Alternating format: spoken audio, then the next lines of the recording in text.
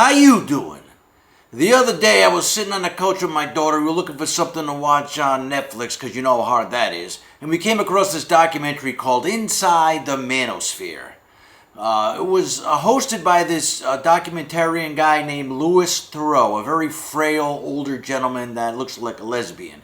And he was interviewing these male influencers or misogynistic influencers looking for clicks to make money off young men's minds. You know, people like Andrew Tate and Justin Waller, Sneeko, Zoran Khan, Myron Gaines, and my favorite, Tiki Taki. Tiki Taki. This is supposed to be a macho men's name, and they talk about how they work out all the time, how they abuse women. Women are basically property, and they're second-class citizens until they're in the room with their significant others, and then their mouths start not chirping so much. Anyway, these are the results of the feminist movement, because the feminists are just as bad as these people like Andrew Tate.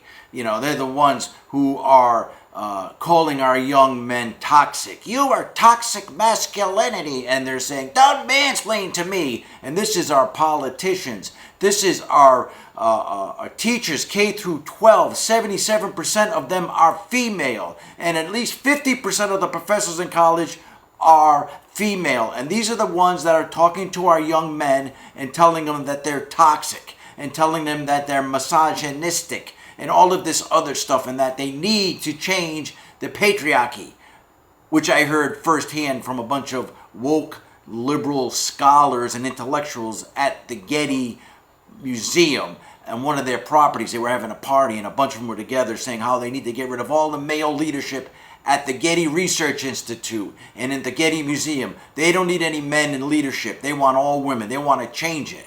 And they want to, no more mansplaining. That's what they want. You know, so young men are looking for a role model. They are looking for a mentor. And this is what they get. They get these knuckleheads on social media trying to make money, driving around in Lamborghinis that they rent, living in very expensive apartments, which they rent. They don't own any of it, showing that how treating women and being a alpha male, they can be successful and have tons of women, and their girlfriends or wives will be okay with them having sex with other women. So this is not what we want for our young people. We want to be teaching them, our young men, we want to be teaching them about integrity, about empathy, about taking responsibility, about how to have class and respect, how to be a gentleman, and how to treat women properly, like ladies. I know there are a percentage of women that like to be treated like that, like crap,